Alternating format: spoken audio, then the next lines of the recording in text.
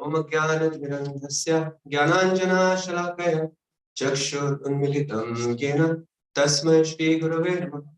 Shri Chaitanya-Manobhishtam Sthapitam Yena Bhutale Swayam Rupa Kadamai Dadati Swapadantikam Vandeham Shri Guru Shri Utpada Shri Guru Vaishnavamscha Shri Rupam Sagrajatam Sagana Raghunath Anvitam Tam Sajivam Sadvaitam Savadhutam Parijana Sahitam Krishna Chaitanya Devam Shri Radha Krishna Padam Sagana Vitta Shri Vishakhanvitamshta He Krishna Karuna Sindhu Dinabandho Jagatpate Gopesha Gopika Kanta Radha Kanta Namostute Tapta Kanchana Gaurangi Radhe Davaneshwari Vrishabhanusute Devi Pranamami Haripriye Vanchakalpatarubhyascha Kripa Sindhubhya Evacha Patitanam Pavanebhyo Vaishnavebhyo Namo Namaha Jai Shri Krishna Chaitanya Prabhu Nityananda Shri Advaita Gadadhar Srivasadi Gaura Bhaktavinda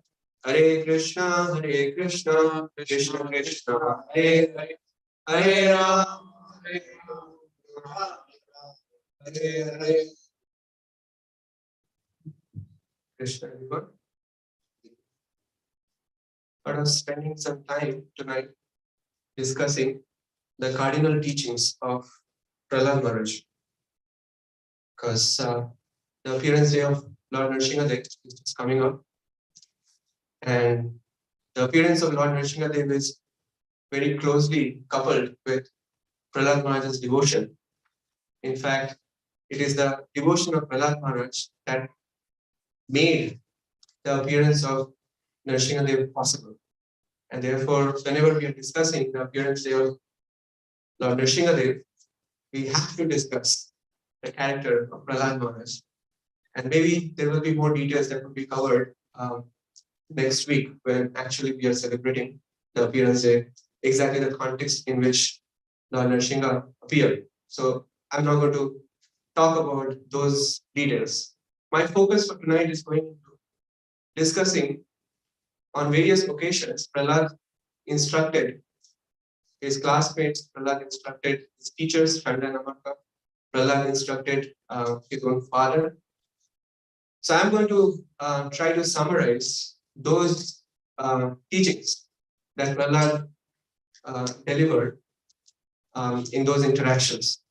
And there is a common theme out there. I want to bring that theme out. And as you all know, another celebrated set of verses are Prahlad Maharaj's prayers, Lord Nrsimhadev. And there are a lot of teachings out there within those instructions. So I'm not going to also touch upon those prayers either. My focus is primarily going to be three main interactions. The interaction between Prahlad Maharaj and his classmates. Second, the interaction that Prahlad Maharaj had with his own teachers, Chanda Amarka, and Prahlad Maharaj's interaction with his own father, Hiranyakashipu. So, first of all, we have to understand this topic of Prahlad Maharaj's teachings is so vital.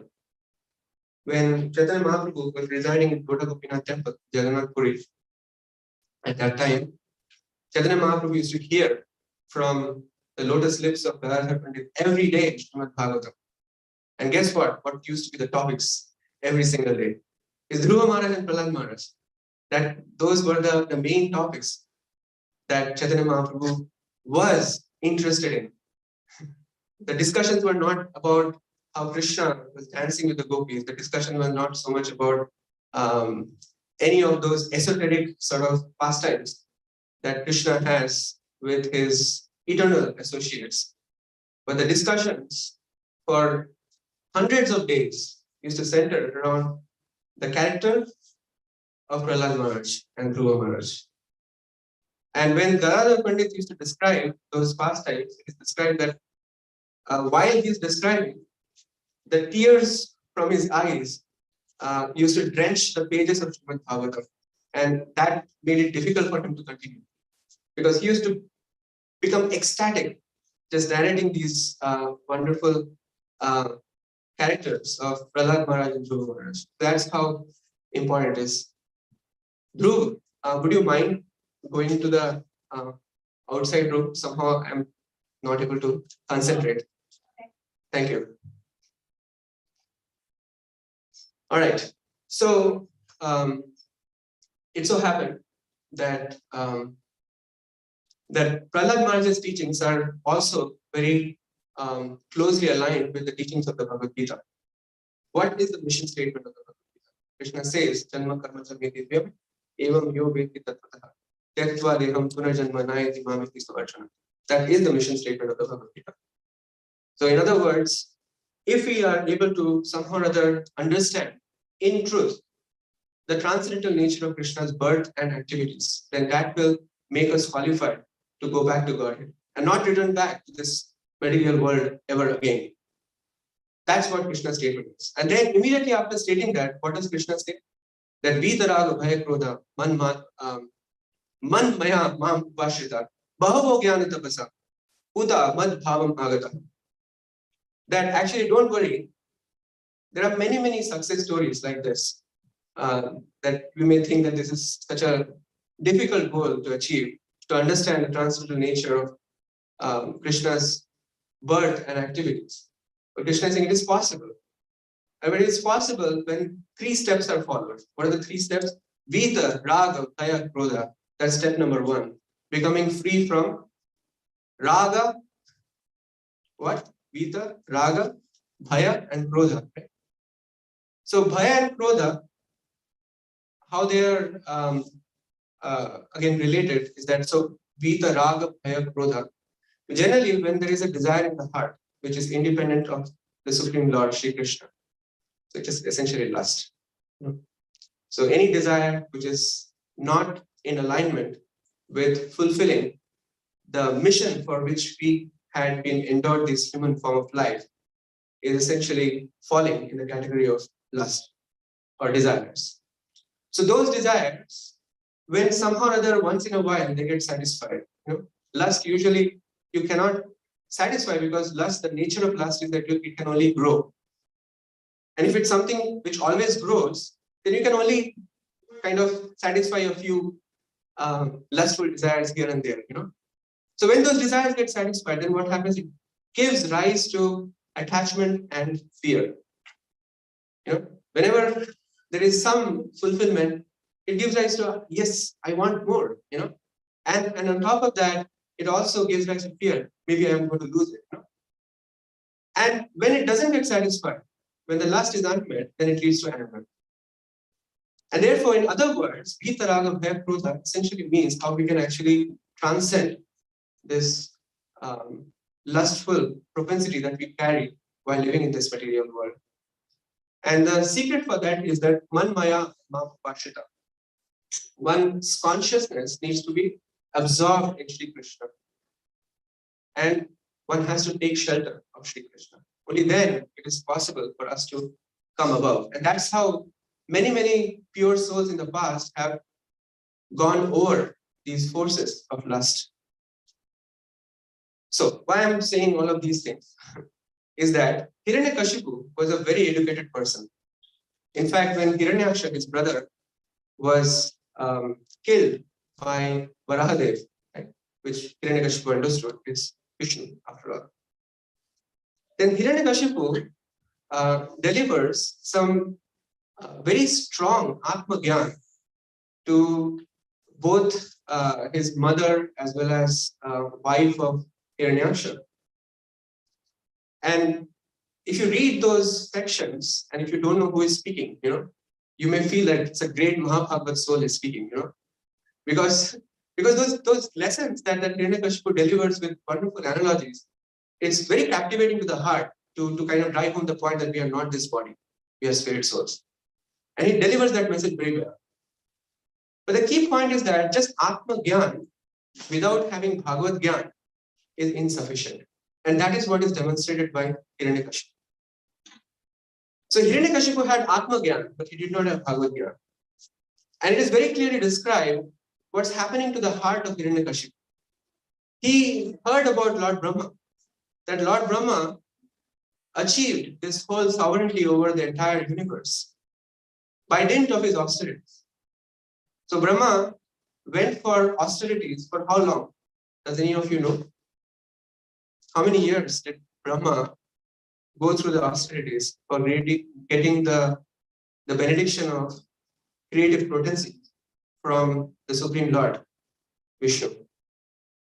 It's actually 100 celestial years. So whenever you hear this word celestial years, you multiply by 360. That's what is celestial year. So 100 celestial year. So that was a clue for Hiranyakashipu. So he thought, maybe if I go for the same length of austerity, I will maybe occupy the position of Lord Brahma. And he indeed went through the austerities in the valley of Mandar mountain for 100 celestial years. And what was the whole description? It is described that he was standing on his toes, with his arms outstretched, and then he is looking above, And Bhagavatam describes that such a pose is very difficult to sustain, and we can try that. It's very, very difficult. So for 100 celestial years, that was the nature of austerity he was going through. But what was his goal? He wanted to become the sole owner of the entire universe, unrivaled sole owner of the entire universe. So it is described, he wanted immortality, he wanted sole ownership and proprietorship over everything that exists. He wanted supreme control. That's what he wanted. And in fact, Lord Brahma gets pleased in the sense because his austerities were causing a lot of disturbance throughout the universe. Because of the power of his austerity, there was strong heat generated, and the planetary system were all disturbed. So this is what happens when a demon performs austerity. It doesn't please anybody. It only causes even more havoc. It causes havoc in the heart of the demon, and it causes havoc all around. And therefore, demigods approached Lord Brahma that please do something.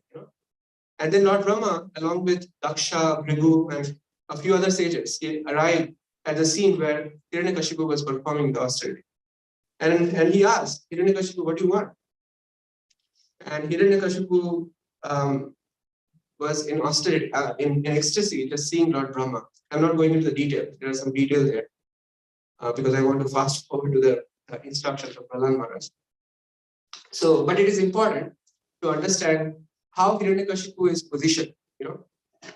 So he first went on with his austerity, not for the purpose of his own elevation of consciousness, as you can see, but for the purpose of achieving the sovereignty over the entire universe. And that's why I said he had Atma Gyan, but because of lacking Bhagavad Gyan, he was lacking the ultimate goal of life.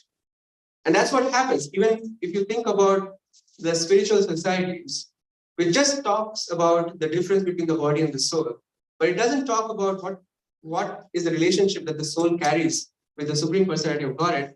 The objectives tend to be all about mastery, self-mastery. So self-mastery here, self-mastery somewhere else, It's all about self-mastery. And the same nature is showing up also in the case of Hiranyakashipu.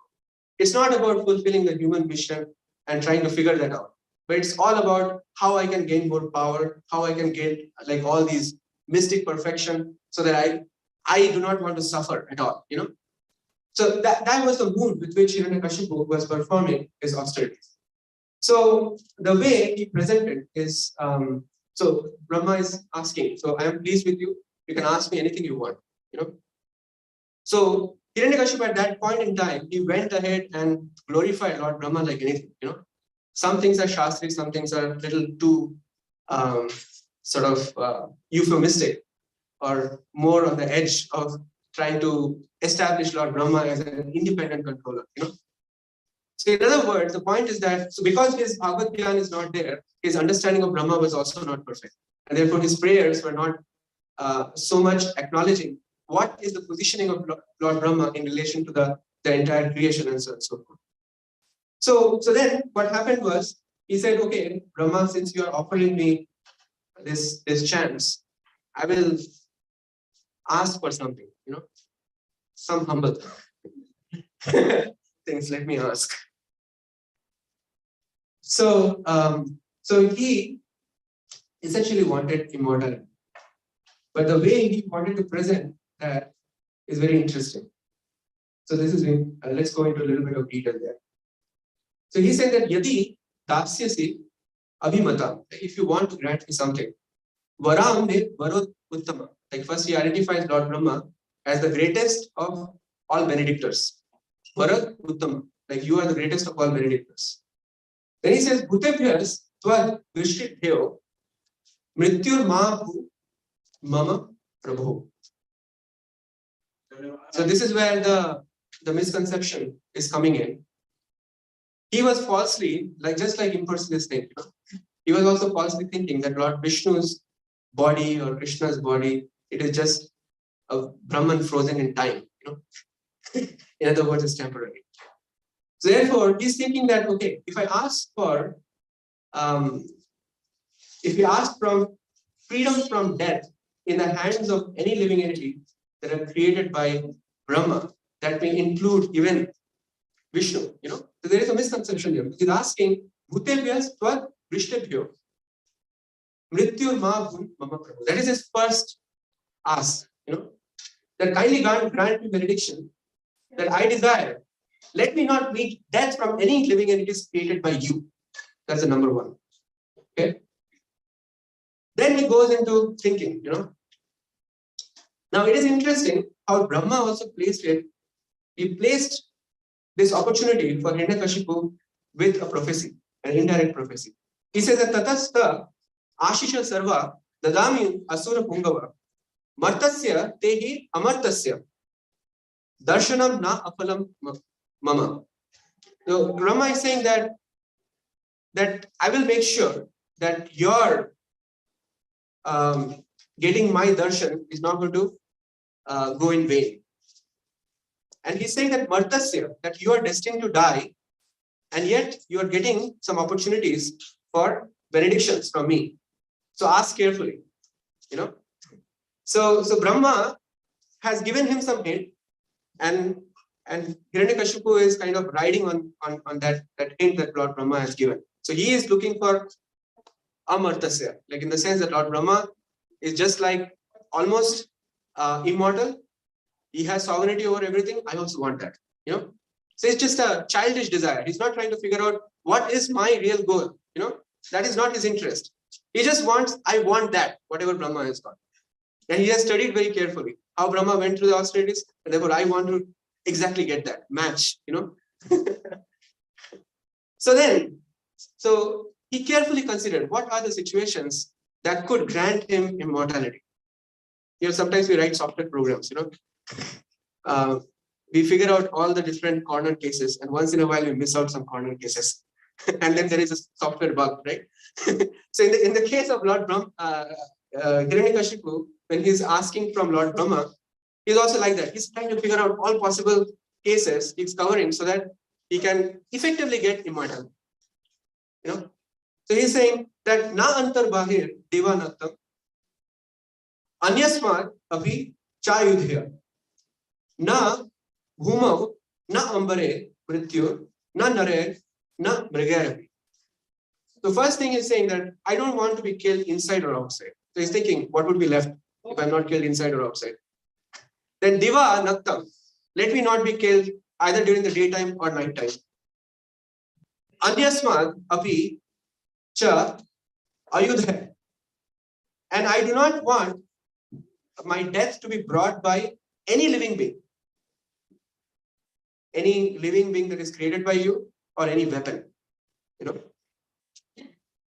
And na bhumau, na ambare. I don't want to be dying either on the ground or in the sky. And he's thinking what is left. Inside or outside is taken care of. On the ground and in the sky is taken care of. And na nare, na brigara. This is interesting. I don't want to be meeting with death either in the hand of a human being or animal. So mriga can be understood to be an animal, because sometimes mriga is also understood to be a deer, But mriga in this context means animal. And likewise, he goes on. Now, this is very interesting. The rest of the benedictions that he asks, that's why I'm reading here. He asks, grant me that I not meet death from any entity, living or non-living. Grant me further that I not be killed by any demigod or demon or by any great snake from the lower planets. Okay. Now, this is very interesting. Since no one can kill you in the battlefield, you have no comparison with Brahma. Therefore, grant me the benediction that I too may have no rival. That's what he's looking for. I do not want any rival. Exclusive ownership over everything. And then he's asking very importantly, give me sole lordship over all the living entities and presiding deities, and give me all the glories obtained by that position. You see that? So he's not only asking for all these positions, but he's also very consciously asking for the glories that can also come out of those positions. Think about how much calculation he's doing. And then he's asking, furthermore, give me all the mystic powers attained by long austerities without me actually necessarily running after those different mystic powers. I have already done my austerity. Just give me all these final product of yoga, For these cannot be lost at any time. So this is the overall set that that Hiranyakashipu presented. And now this is interesting. So Lord Brahma said, okay, I give you this, no problem. Then immediately, what is the situation with Hiranyakashipu? Evam labdha varo daityo vibhrad dhema mayam vapuhu bhagavati akarod dvesham. This phrase, Bhagavati akarod dvesham bhratur vadham anusmaran. Immediately after getting all these benedictions, did he get purified? No, it's going into opposite direction. He is remembering the death of his brother, Hiranyaksha, and Bhagavati akarod dvesham. The envy in his heart got magnified. Now he's thinking how to project this envy through all the powers that he has obtained to kill Vishnu. So he's now getting empowered to kill Vishnu. He feels he is armed to kill Vishnu. So this is what we should not be doing. That's the point. So this painting of the picture that I'm doing is important so that you can now relate to how Prahlad actually encounters his father. So keep in mind what Hiranyakashipu was doing, So you got this power, and now he got the entire three worlds, the upper, middle, and lower planetary systems.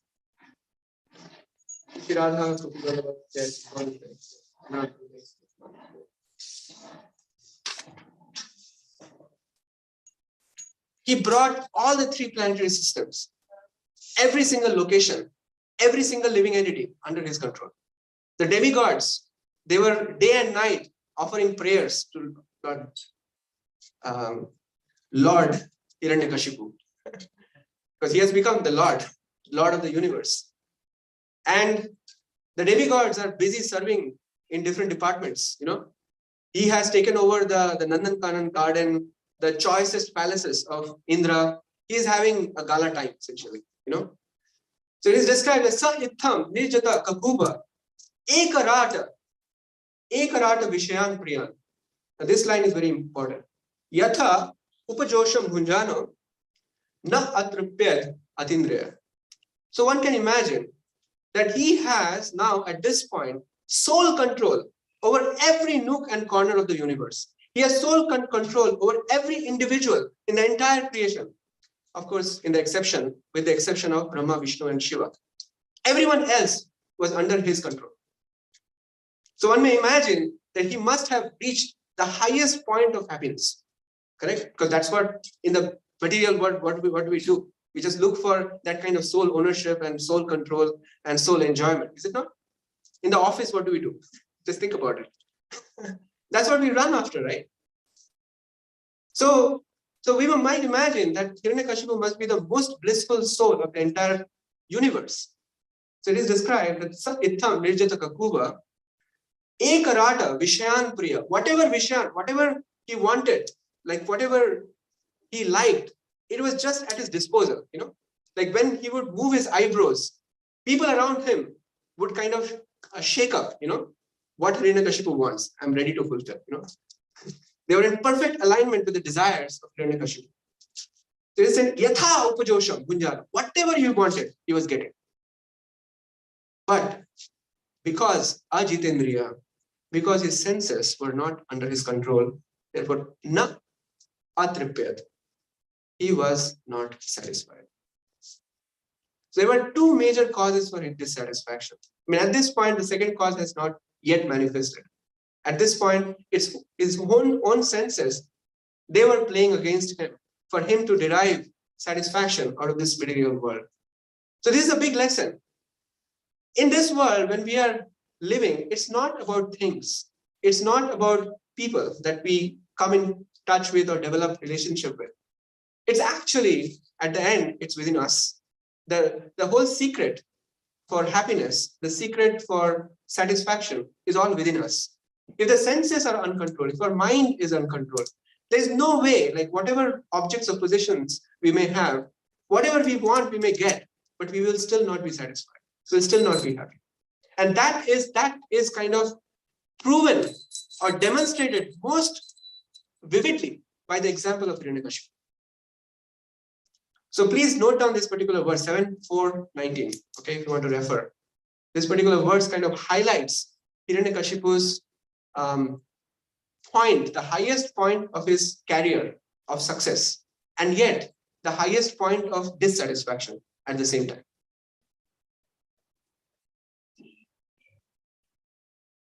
So in this way, evam aishwarya mattasya driptasya uchshastra vartinaha kalo mahana vyatiyaya brahma shapam upayushaha. So it is described that for a long period of time, Hiranyakashipu was maintaining that state. He passed long time, and with more and more passage of time, he was getting increasingly proud of his opulences, and he was transgressing the laws and regulations that are generally established by the authorized scriptures, left, right, and center. And his focus was just to reverse the established laws. His focus was how to actually really put the whole system that has been set by the Supreme Lord upside down. So those who are pious, they get punished. Those who are impious, they get rewarded. So he was reversing every single thing. So it is described that because of Brahma Shapam, his heart's desire for material objects, they were just growing. So generally, when we receive a curse of a Vaishnava, like in this case, the four Kumaras, the curse from the four Kumaras was the beginning point of Hiranyakashipu's journey into this material world. So when we are living to the curse of another Vaishnava, what's going to happen? How would we detect? The material desires in our heart will just grow ad infinitum. And we will become increasingly proud, increasingly envious, and that's what is getting shown by the example of Hiranyakashipu. So then the demigods, who are obviously getting disturbed by this whole situation because they are under total control of Hiranyakashipu. So they approach the Supreme Lord. What can we do? Approach in the sense, at least in their minds, trying to reach out. So they heard a voice from the Supreme Lord, an assurance. Now there is a very beautiful statement that was uttered by Vishnu in that voice. That yada deveshu vedeshu goshu vipreshu sadhushu dharme maincha vidveshaha sava ashu vinashyati. Very important verse. That the moment we become envious of various things that are listed here.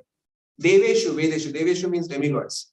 Vedeshu means the Vedic scriptures. Goshu means the cows. Vipreshu, the qualified brahmanas. Sadhushu, the saintly people or the Vaishnavas. Then dharme, when we become inimical towards the dharmic principles. So when we are carrying this vidvesha, this strong envy towards all of these things, then sa va ashu vinashyati. Very quickly, that person, we can say for sure, very soon that person will be destroyed. Just because of carrying that kind of vidvesh or this kind of inimical spirit. And then the Supreme Lord says that Hiranyakashipu can go on like this, but as soon as he touches his son, who is what is his quality? Nirvairaya and Prashantaya. Prahlad's qualities are twofold. He doesn't have any enemies, and he's always very peaceful. He's always peaceful and sober. When he touches his own son to kill him, I will personally destroy. So that's the assurance that the Supreme Lord gives. So then comes this chapter 5 in the 7th canto and chapter 6 in the 7th canto, which is where I want to focus. So chapter 5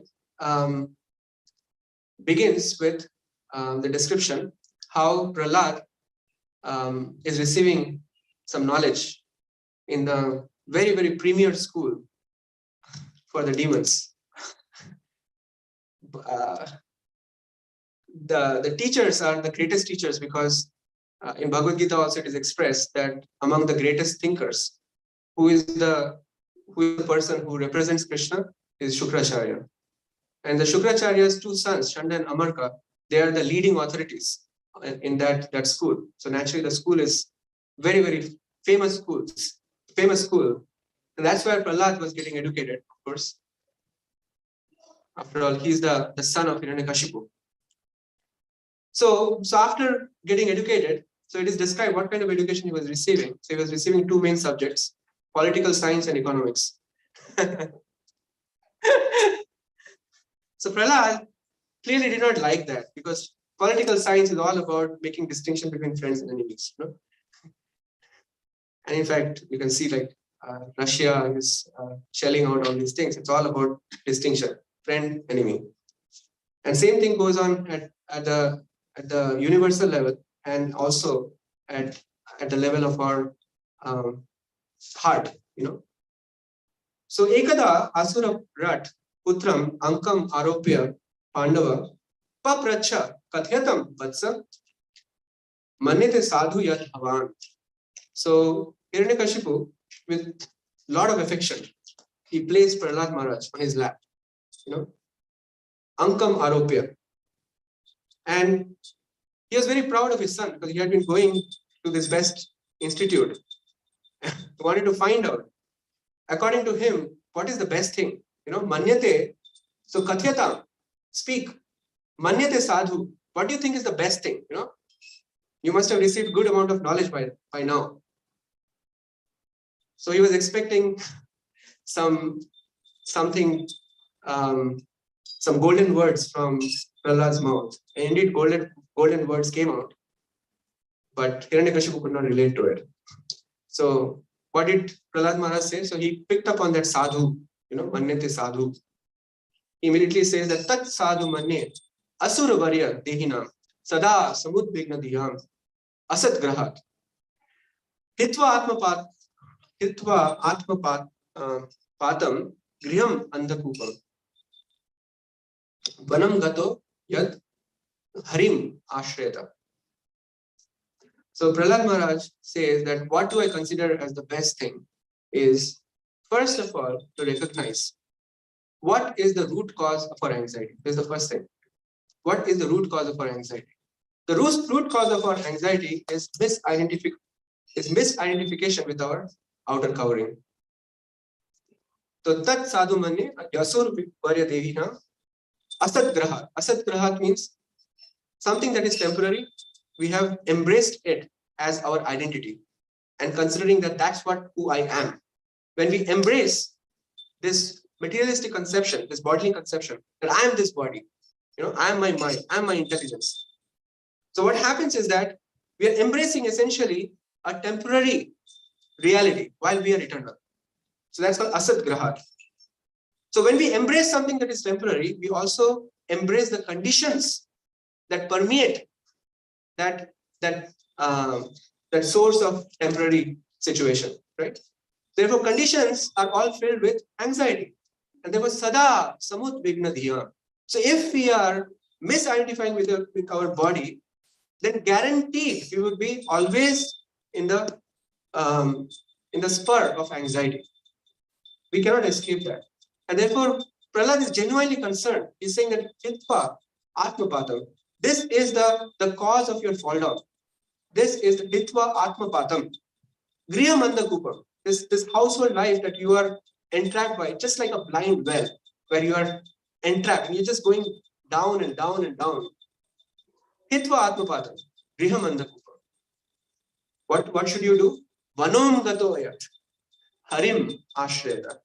You go to the forest, particularly Vrindavan, and find the Supreme Personality of Godhead, Hari, and take shelter of it. Very wonderful. No? That's sadhu mani. This is what I consider to be the best thing. Direct response to Hiranyakashipu's question. Hiranyakashipu was totally shocked. Where is this coming from? So then Hiranyakashipu thought, like he did not get immediately angry at his son. He was smiling. Find out who has polluted his intelligence, And he got angry at his teachers. And the teachers got him, and then they were asking him, what's going on? We have never taught you. Where have you learned? And then Hiranyakashipu specifically told them, offer him protection from the Vaishnavas. Because those Vaishnavas might be moving around in disguise. So he's saying, Samyak Vidharyatam. Samyak Vidharyatam. Vidharyatam means protection. Samyak means complete protection. Give him complete protection. From whom? Vishnu Pakshe. Pratichanne. Vishnu Pakshe means those who are on the side of Vishnu, those who are worshippers of Vishnu. Pratichanne. They might be moving around in disguise. You may never know. So offer him complete protection from the Vaishnavas. Na vidyeta. Asya dhir yatha. So that his intelligence doesn't get corrupted by their association. So when Shanda and Amarka asked him this question, then what was Prahlad Maharaj's response? That who is polluting your intelligence? He said, I offer my obeisances to the Supreme Lord, under whose bewilderment your intelligence is bewildered. Under whose Maya, because of which you are distinguishing between friends and enemies. Because we have lost touch of our divine nature. Remember, initially I was mentioning Atma Tattva and Bhagavad Tattva. These two things we have completely lost track of. And as a result of which, we are lost in these unnecessary subject matters. And then he is giving a solution to his teachers that yada anuprataha punsa pashu buddhi, this animalistic intelligence that you carry, vividhyate. If somehow or other you can please that Supreme Personality of Godhead Vishnu, then you can get rid of this polluted intelligence, this animalistic pashu buddhi. Pashu buddhi means animalistic intelligence that you have taken shelter of. You can free yourself from that. And the teachers got really annoyed by this kind of response. So they actually chastise Prahlad Maharaj like anything. Like they used a stake, they issued strong words. And then they started actually teaching him even more, political science and economics. All about money. So if you see Hiranyakashipu, the name, you see Hiranyaksha means wherever he sees gold. Hiranyakashipu means wherever he sees, he only sees gold and sources of enjoyment, bodily enjoyment. Kashipu, soft bed, Hiranya, gold and soft bed. So therefore, this political science and economics are sort of nice bedwork for developing affinity for gold and soft bed. So yatha bhramyati ayo brahman swayam akarsha sanidu. This is a very beautiful verse. Tatha me vidyate chetas chakrapaner yadritshaya. So Prahlad Maharaj says that it's not something that I can do, So he's expressing to his teachers that my heart is just like iron, and the Supreme Lord Shri Krishna is like magnet. So my heart is just naturally attracted to the Supreme Lord. What can I do? And I don't know why you're not attracted. That is your problem. So if you can try to please him, maybe someday you can be attracted too. So then after going through the severe education, then again Prahlad was brought back in front of Hiranyakashipu. And again, Hiranyakashipu was shedding tears of ecstasy in front of his son. Again, he put son on his lap, and with the tears, it is said like that Prahlad is practically bathed with his tear, and he was smelling his head. Very nice, loving relationship. And then he asks another question that Prahlad, so this is the second encounter with his father. Prahlad, anuchyatam tata, swadhitam kinchit uttamam. Swadhitam kinchit uttamam. So this time he's asking, what did you, now he's this time very specific, he's just not leaving it very generic. What is the best thing you think, He's very specific this time. What is the best thing that you learned in school? Swadhitam, Swadhitam kinchit uttamam. And please repeat this to me, whatever you have learned from your teachers for this long period of time. So he's very, very, very specific this time. And what was Prahlad Maharaja's response? Shravanam kirtanam Vishnu smaranam pada sevanam archanam vandanam dasyam sakhyam atma nivedanam iti punsarpita Vishnu bhaktis chaina navalakshanam kriyeta bhagavati adha tan manne adhitam uttamam. Using the same verse, adhitam uttamam. What have I learned in school? Now, what he doesn't know, Prahlad is throughout the, if you analyze, Prahlad had been always very gentle and very honest at the same time. And at the same time, he was very compassionate. So he was honestly saying what he has learned in school, but he's just not referring to that school as his school. He was referring to when he has heard from Narad Muni from inside the womb in Narad Muni's ashram. That's what he's referring to as school. So he said, what have I learned from my teacher? I'm telling you, what I have learned is that by the 9 processes of devotional service, you can perfect your life.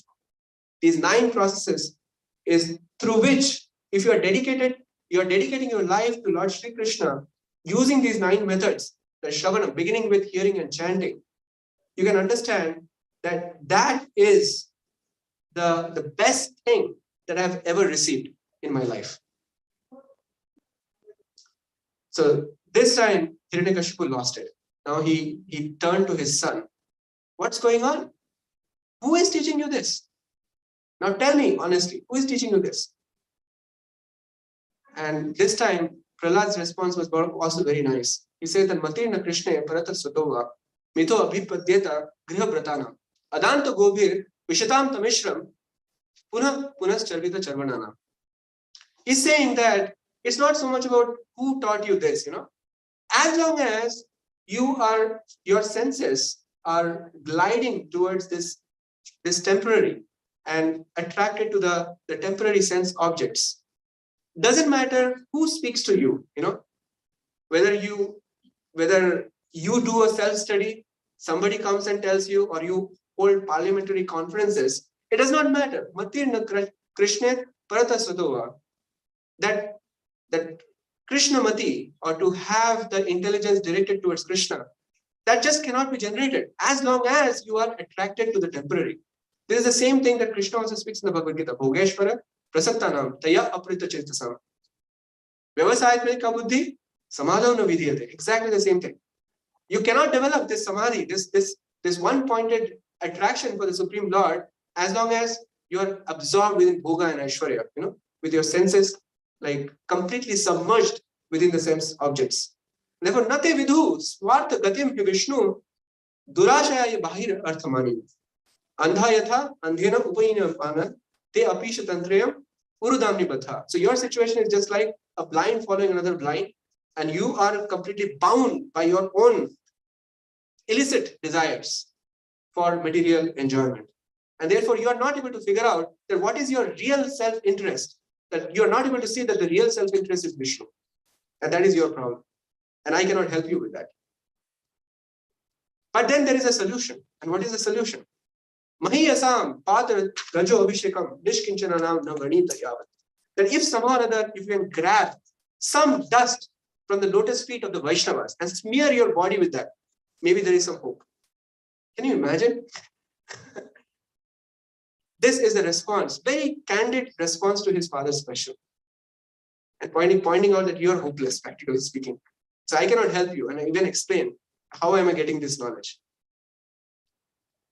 And then after doing this, then Hiranyakashipu really got angry and put Prahlad through a lot of different varieties of tortures, hundreds and thousands of different ways that Prahlad was subjected to torture, wanting to kill him, But because Prahlad is perfected, one of the 9 processes of devotional service, which is Smaranam, he was always meditating on the Supreme Lord. He emerged unscathed from every possible situation. Every possible attempt to kill him was completely foiled.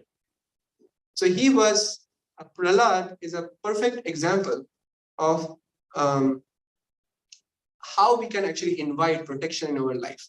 It is about being completely absorbed in the Supreme Personality of Godhead. Then the situations of this material world cannot touch us. And that's what Prahlad is showing very wonderfully. So what happened after that?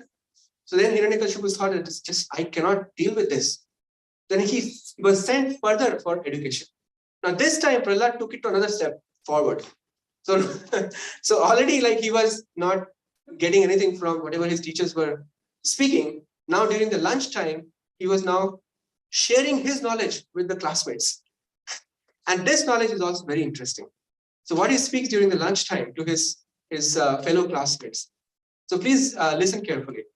He says, first of all, that Kaumaram acharit pragyo dharman bhagavatan iha durlabham manusham janma tadapi adhruvam arthadam.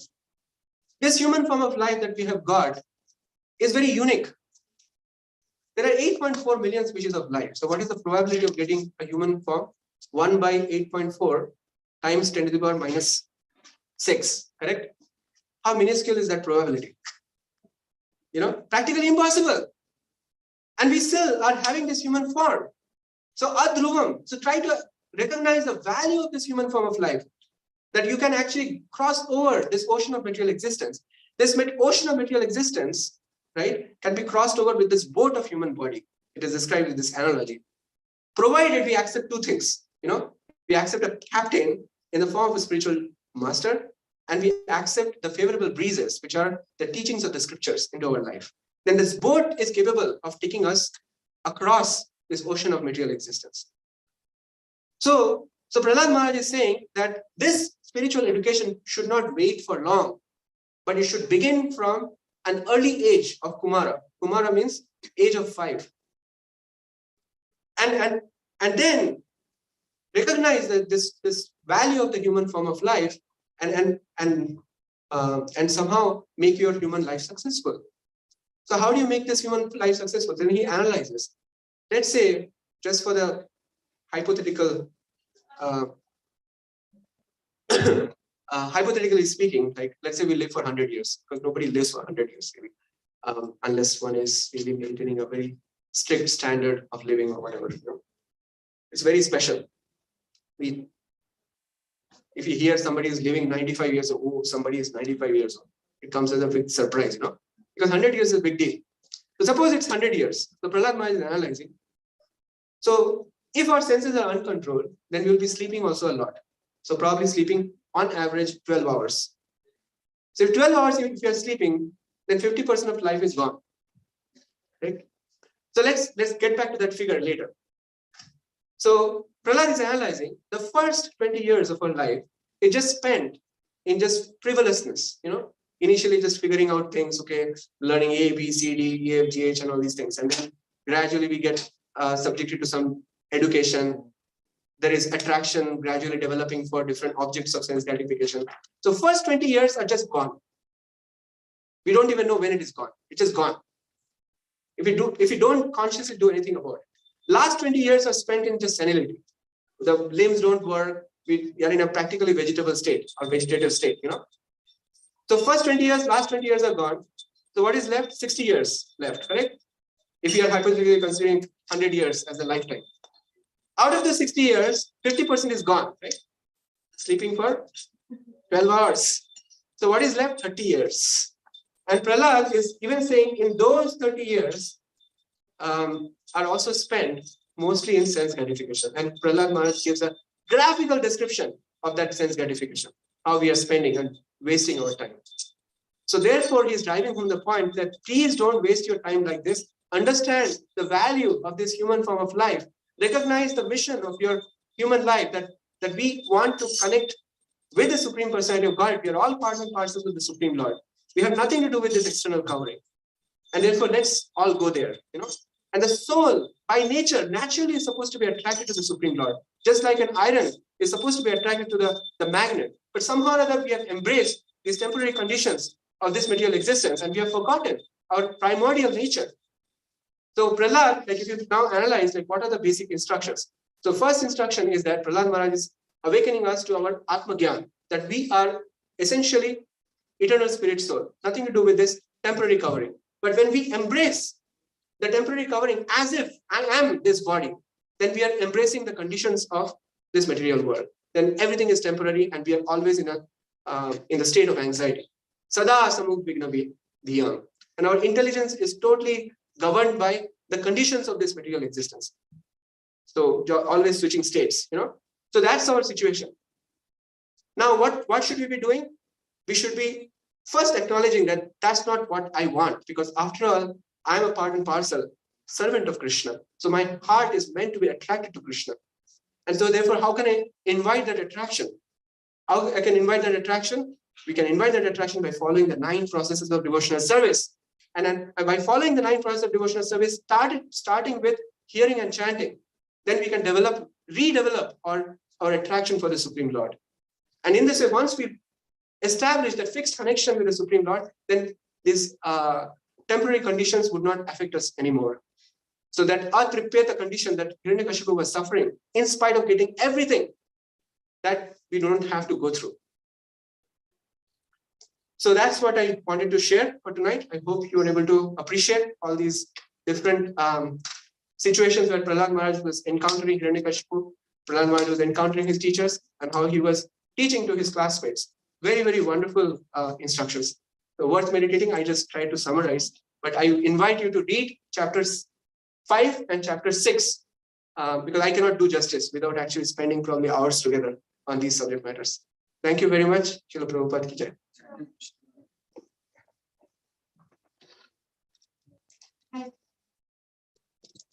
You have anything to share? Okay, somebody was saying. Yeah, go ahead.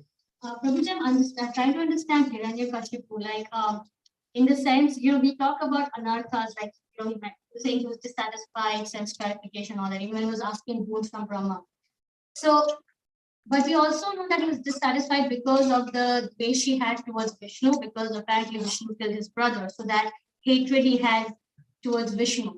Now, Hiranyakashipu was supposed to be Jai or Vijay. So, in his case, it's just a play act, isn't it? This is actually a Parshad of Vishnu. It's not a play act, because when he has embraced that role, he is going through the experience of that role. And he's also exemplifying from, as I was mentioning, so he was cursed by the 4 Kumaras. And what happens when you're cursed by a Vaishnava? You are developing simultaneously envy towards the Supreme Lord and having accentuated material desires. And therefore, that's what he is embodying and cautioning us that we should not do that. So he actually developed those anarthas. Definitely. Otherwise, how will the Lord have fun, if it's just a play acting, Because after all, he wanted to engage in fighting with these super powerful demons. So definitely they were all going through real emotions. Yeah. But the background is important for us to understand that what is the root cause of his getting into this situation. And is the curse. Is it which is first chicken egg in the sense the anarthas developed, that's why he hated Vishnu, or is it he hated Vishnu because fundamentally, he hated his brother, that's why the anarthas also that is more fundamental, because it's the Raga Dvesh. So basically, Ichha Dvesha Samuttena Dvandva Mohina Bharata. What causes Dvandva? Ichha Dvesha Samuttena. It's our Dvesh towards Krishna, and combined with our Ichha, or trying to enjoy matter, looking away from Krishna, trying to enjoy matter. So these two go hand in hand, and that becomes the fundamental. Thank you very much.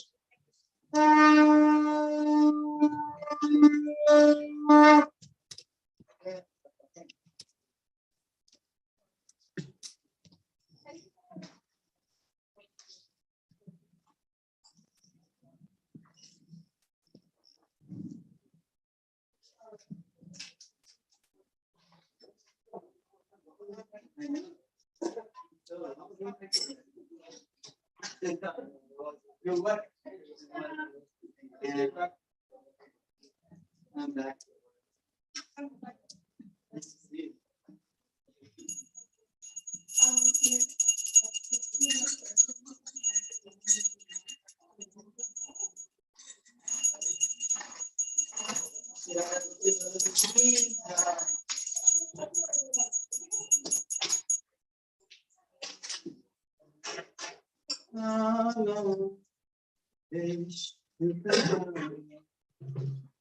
Krishna Krishna